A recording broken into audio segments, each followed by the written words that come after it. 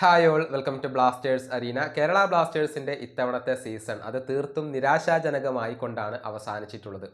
Kalinga super കപ്പിന്റെ quarter ഫൈനലിലാണ് കേരള ബ്ലാസ്റ്റേഴ്സ് പുറത്തായിട്ടുള്ളത്. ISLലും പ്രത്യേകിച്ചൊന്നും തന്നെ കേരള ബ്ലാസ്റ്റേഴ്സിന് ചെയ്യാൻ കഴിഞ്ഞിരുന്നില്ല. ഏതായാലും ഈ സീസൺ അവസാനിച്ചതിന് പിന്നാലെ കേരള ബ്ലാസ്റ്റേഴ്സിന്റെ മലയാളി താരങ്ങൾ സെവൻസ് ഫുട്ബോൾ കളിച്ചത് വലിയ രൂപത്തിൽ ശ്രദ്ധ നേടിയിട്ടുണ്ട്. അതായത് കേരള ബ്ലാസ്റ്റേഴ്സ് ഗോൾ കീപ്പറായ സച്ചിൻ സുരേഷ്, അതുപോലെ തന്നെ മധ്യനിര താരമായ വിപിൻ മോഹനൻ എന്നിവരാണ് തൃശ്ശൂരിൽ വെച്ചുകൊണ്ട് ഒരു സെവൻസ് മത്സരം കളിച്ചിട്ടുള്ളത്. മുൻ കേരള ബ്ലാസ്റ്റേഴ്സ് താരവും നിലവിൽ ഒഡീഷ FC താരവുമായ രാഹുൽ KPയും ഈ മത്സരത്തിൽ പങ്കെടുത്തിട്ടുണ്ട്. ഒരു ചാരിറ്റി മത്സരമാണ് കളിച്ചത് എന്നാണ് അറിയാൻ കഴിയുന്നത്.